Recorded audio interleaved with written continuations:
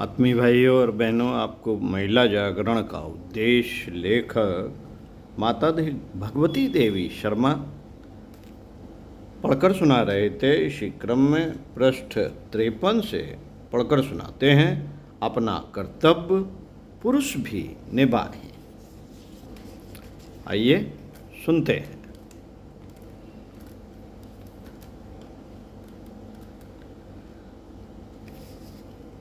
महिला जागृत के संदर्भ में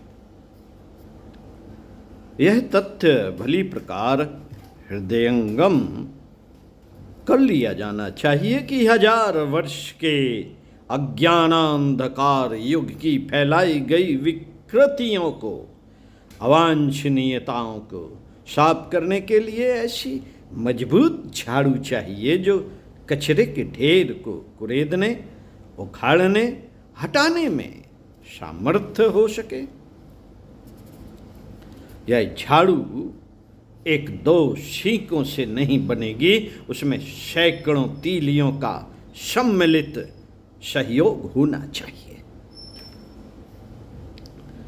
इतना महत्वपूर्ण किंतु इतना कठिन प्रयोजन संघ शक्ति का उदय किए बिना और किसी भी तरह संभव नहीं हो सकता। छुट-पुट वैयक्तिक प्रयत्नों को की कुछ बूंदें इस जलते तवे को ठंडा करने में कुछ कारगर सिद्ध न हो सकेंगी।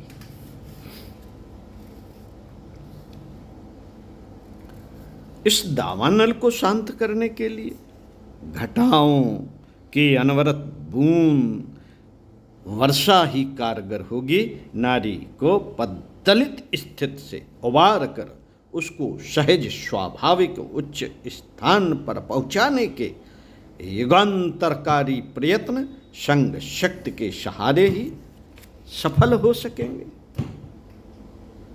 संघ शक्ति के सहारे ही सफल हो सकेंगे।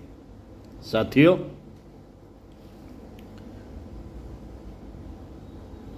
स्वतंत्रता आंदोलन में लाखों ने बलिदान दिए, पर जो अग्रणी रहे यश उन्हीं को दिया जाता रहा। श्रेय उन्हीं ने पाया। यह उचित भी था। उचित भी था। वातावरण बनाने, आगे रहने और शुभारंभ कराने में असाधारण आत्मबल चाहिए। उपहास, व्यंग, सहयोग और विरोध सहते हुए भी जो बढ़े वे मनुष्य इसी योग्य हैं कि उन्हें भरपूर सराहा जाए। चलती गाड़ी पर तो कोई भी सवार हो सकता है, बहती नदी में तो तिनका भी बहने लगता है। आरंभ यहीं से होना है कि जागृत आत्मा स्वयं आगे बढ़े। अपने साहस का परिचय अपने निजी परिवार में उस तरह का वातावरण बना कर दें जिसकी मांग नव युग ने प्रत्येक विवेकशील और न्याय निष्ठ व्यक्ति से की है। घर परिवार में नारी को उचित सम्मान और सहकार मिलना चाहिए। अपने पिछड़ेपन से पिंड छुड़ाने और आगे बढ़ने के लिए अवसर देना चाहिए और साधन जुटाने चाहिए। साथ ही उस संघ शक्ति के साथ मिलकर नई चेतना ग्रहण करने और नई प्रेरणा प्रस्तुत कर सकने की स्थिति में ही पहुंचाना चाहिए। इसके लिए यह आवश्यक है कि वह अभियान में सम्मिलित होकर बहुत कुछ पाने और बहुत कुछ देने का दोहरा लाभ प्राप्त कर सके।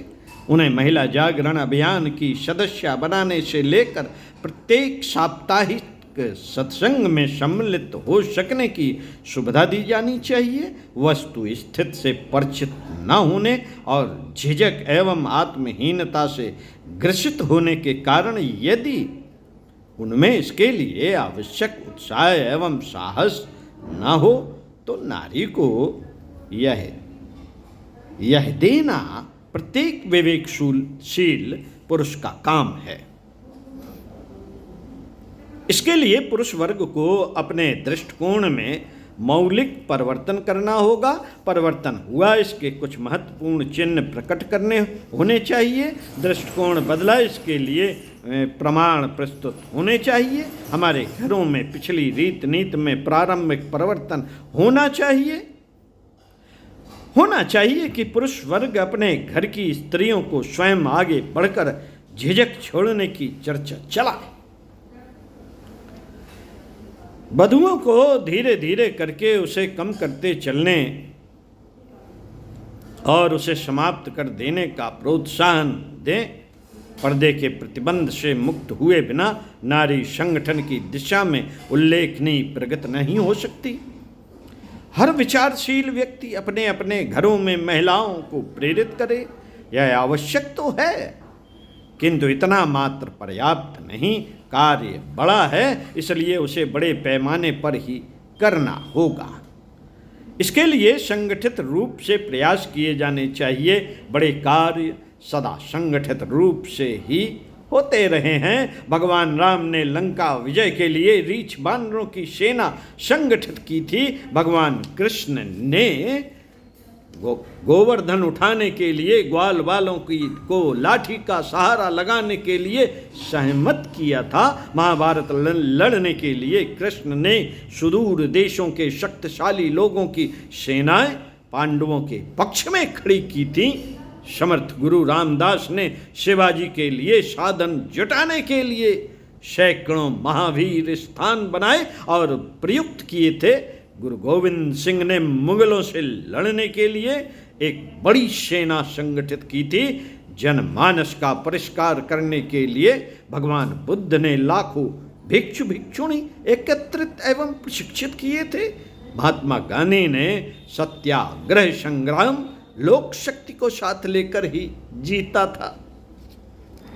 नारी पुनरुत्थान जैसी आधी जनसंख्या को गहरे गर्त में से उठाकर प्रगति के उच्च शिखर तक पहुंचाने का कार्य संगठित शक्ति से ही हो सकता है। विशालकाय क्रेन से ही उतना बड़ा वजन उठेगा। यह क्रेन लोक शक्ति का सामूहिक उपयोग संगठित करने से ही बनेगी। शक्ति का उद्भव किए बिना और कोई मार्ग नहीं। इस संग शक्ति का सृजन कर सकना पूर्णतया पुरुष के ही हाथ में होता है। नारी घरों में कैद है। उन्हें इतनी सुविधा नहीं कि घर घर जाकर संगठन का शंख बजा सकें। फिर उनमें इतनी योग्यता एवं कुशलता भी कहाँ रह गई। अनुभव के अभाव में साधारण कार्य भी ठीक तरह पूरा नहीं हो सकता। फिर नारी संगठन तो बहुत ही कठिन कार्य है। घर के कामों से ही फुर्सत नहीं, फिर संगठन के लिए समय कौन निकालेगी।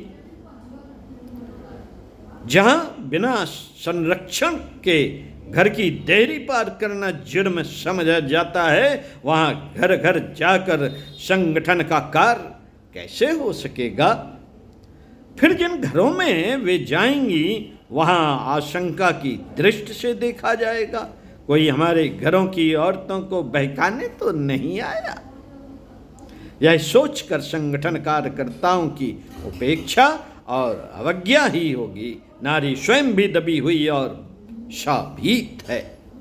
घर के लोगों की अप्रसन्नता का एक और कारण खड़ा करने का वे कैसे साहस कर सकेंगी। पहले से ही आए दिन डांट डपट के अनेक आधार खड़े रहते हैं, फिर एक और नया कारण उसमें क्यों जोड़ा जाए। ऐसे अनेक कारण हैं जिनकी वजह से न नारियां संगठन के लिए घर पर जा सकती हैं और न जिन घरों में वे जाएंगी वहां उन्हें स्वागत सहयोग मिल सकता है।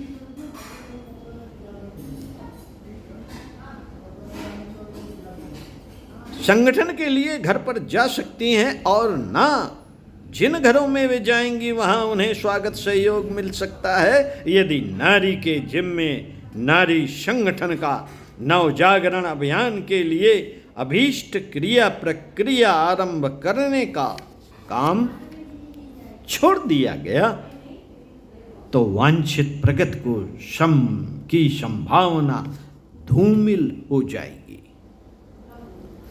साथियों, इसी क्रम में अगले वीडियो में पढ़कर सुनाएंगे अपना कर्तव्य पुरुष भी निभाएं, पृष्ठ 56 से अगले वीडियो में मिलते हैं। ओम शांति।